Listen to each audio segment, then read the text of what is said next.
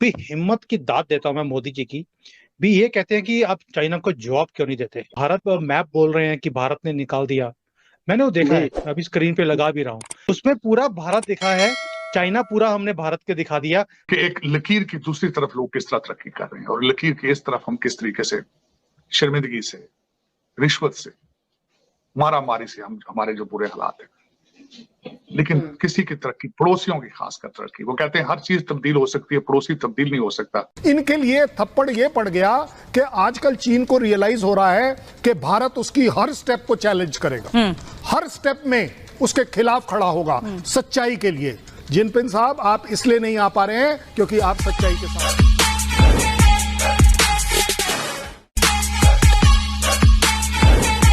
है कि मोदी जी हैं या उनकी गवर्नमेंट है, उनके ऊपर रत्ती भी फर्क नहीं पड़ा। उन्हें मालूम है ये सिर्फ एक भ्रमित करने के लिए, G20 से पहले कांग्रेस को और अपोजिशन को कुछ मुद्दा देने के लिए, डिस्टर्बेंसेस क्रिएट करने के लिए, इनको कटघरे में खड़ा करने के लिए ये क्रिएट किया गया है। इसका कोई भी सिग्निफिकेंस नहीं है। और जो मैप बोल रहे हैं कि भारत ने निकाल दिया, उसमें पूरा भारत दिखा है, चाइना पूरा हमने भारत के दिखा दिया। भी हिम्मत की दाद देता हूं मैं मोदी जी की। भी ये कहते हैं कि आप चाइना को जवाब क्यों नहीं देते।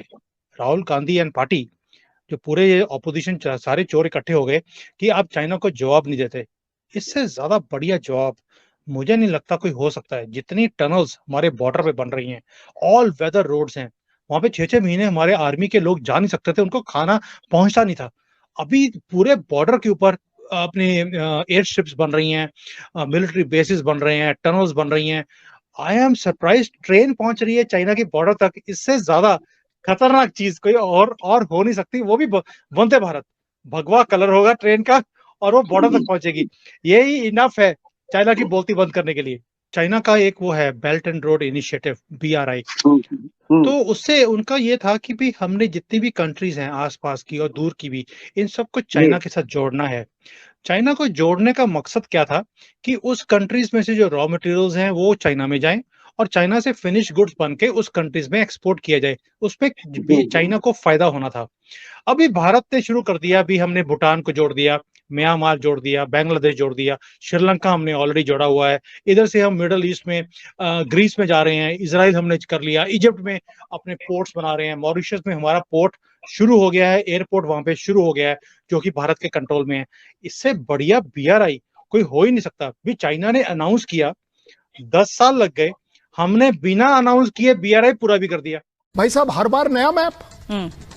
कल जो आपने मैप पिछले साल इशू किया था उसमें और आज वाले में फर्क है। आज से 25 साल पहले वाले में फर्क है। तो आपका मैप की वैल्यू क्या है? We don't acknowledge such map.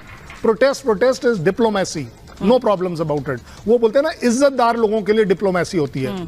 इनके लिए थप्पड़ ये पड़ गया कि आजकल चीन को रियलाइज हो रहा है कि भारत उसकी हर स्टेप को चैलेंज करेगा, हर स्टेप में उसके खिलाफ खड़ा होगा सच्चाई के लिए। जिनपिंग साहब, आप इसलिए नहीं आ पा रहे हैं क्योंकि आप सच्चाई के साथ नहीं है। रशिया यूक्रेन वॉर के बाद या उसके मिडल में और चाइना अमेरिका की ये जो टेंशन्स है कि नंबर 1 एम्पायर कौन है, ये दुनिया इस समय एक नए एरा में आ गई है। इसको मैं नया वर्ल्ड ऑर्डर नहीं कहूंगा।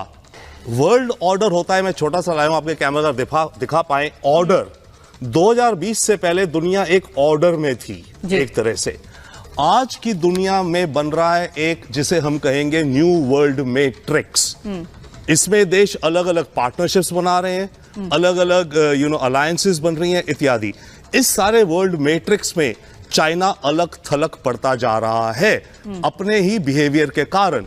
अब जहां तक रही बात भारत की और ये जो G20 हो रहा है, डेफिनेटली यस, इसमें अच्छा शी जिनपिंग नहीं आ रहे। भारत पाकिस्तान से कहीं आगे दिखाई देता है। अभी पिछले दिनों चांद पर लैंडिंग के हवाले से उनकी एक अचीवमेंट है और अब उसके बाद उन्होंने सूरज की तरफ अपना रुख कर दिया है। इस हवाले से आप क्या कहेंगे? इतने एडवांस टेक्नोलॉजी के ऊपर इंडिया काम कर रहा है। देखिए शाजिया, ये जो नया उन्होंने सूरज की तरफ अपना सैटेलाइट भेजा है जिसका नाम आदित्य L1 है, L1 उसकी पोजीशनिंग है। ये 2 सितंबर सैटरडे वाले दिन लॉन्च किया गया है और इसकी सबसे ज्यादा इसकी जो खूबसूरती है कि बहुत थोड़े खर्चे में सारा कुछ किया गया। $46 मिलियन, जो पहले चांद का तजर्बा था वो 75 मिलियन का था, ये 46 मिलियन। और जो इतने थोड़े खर्चे में ये इंडिया इस चीज को अकॉम्प्लिश कर लेता है, अचीव कर लेता है, सबसे बड़ा इनको फायदा ये होगा कि फ्यूचर के अंदर कमर्शियल स्पेस ट्रैवलिंग के अंदर इंडिया नंबर 1 होगा, जो कि मुल्क के लिए बहुत ज्यादा लुक्रेटिव होगा। इसका सबसे बड़ा फायदा ये होगा। 1500 kg ये सैटेलाइट का वजन है। ये सोलर को स्टडी करेगा, सोलर विंड्स को स्टडी करेगा, और उसके बाद जो सबसे बड़ी बात मैं समझता हूं कि इसका जो फासला है 1.5 मिलियन किलोमीटर से, अगर गाड़ी को चलाया जाए तो 2 साल कार मुसलसल चले तो तब जाके सूरज के करीब पहुंचेगी, लेकिन इसको 4 महीने लगेंगे। आदित्य L1 को 4 महीने लगेंगे, और मैं समझता हूं कि ये 1.4 बिलियन इंडियंस के लिए एक बहुत बड़ा एक काबिल फख्र उनका कारनामा है। मेरे ख्याल में पाकिस्तानियों को भी सेलिब्रेट करना चाहिए, इसको पढ़ना चाहिए, देखना चाहिए। शायद कुछ सालों तक हमारे बच्चे भी कोई इस चीजों के बारे में सोचेंगे, एटलीस्ट टेक्नोलॉजी के बारे में देखें कि एक लकीर की दूसरी तरफ लोग किस तरह तरक्की कर रहे हैं, और लकीर की इस तरफ हम किस तरीके से शर्मिंदगी से, रिश्वत से, मारा मारी से हम हमारे जो बुरे हालात हैं।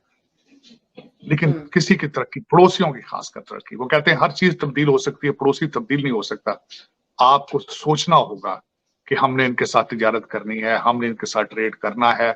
आज आप दालें ऑस्ट्रेलिया से मंगा रहे हैं, आज आप दालें और दूसरी चीजें बहुत दूर दूर से लेके आ रहे हैं। क्या ये पॉसिबल है कि आप भारत के साथ ट्रेड शुरू करें? देखिए, इंडिया और चाइना एक दूसरे के बॉर्डर पर उनके मुसलसल LOC के ऊपर एक इख्तलाफात है, लेकिन ट्रेड चल रहा है। हमारे मुफाद के लिए ये चीजें पॉसिबल क्यों नहीं? आपके जो इख्तलाफात हैं होने चाहिए, रहने चाहिए, जो कुछ भी आप उनसे करें, लेकिन डायलॉग करने में क्या हर्ज है? भाई साहब, हर बार नया मैप। कल जो आपने मैप पिछले साल इशू किया था उसमें और आज वाले में फर्क है। आज से 25 साल पहले वाले में फर्क है। तो आपका मैप की वैल्यू क्या है? We don't acknowledge such map. Protest is diplomacy, no problems about it. वो बोलते हैं ना, इज्जतदार लोगों के लिए डिप्लोमेसी होती है। इनके लिए थप्पड़ ये पड़ गया कि आजकल चीन को रियलाइज हो रहा है कि भारत उसकी हर स्टेप को चैलेंज करेगा, हर स्टेप में उसके खिलाफ खड़ा होगा सच्चाई के लिए। जिनपिंग साहब, आप इसलिए नहीं आ पा रहे हैं क्योंकि आप सच्चाई के साथ नहीं है। रशिया यूक्रेन वॉर के बाद या उसके मिडल में, और चाइना अमेरिका की ये जो टेंशन्स है कि नंबर 1 एम्पायर कौन है, ये दुनिया इस समय एक नए एरा में आ गई है। इसको मैं नया वर्ल्ड ऑर्डर नहीं कहूंगा।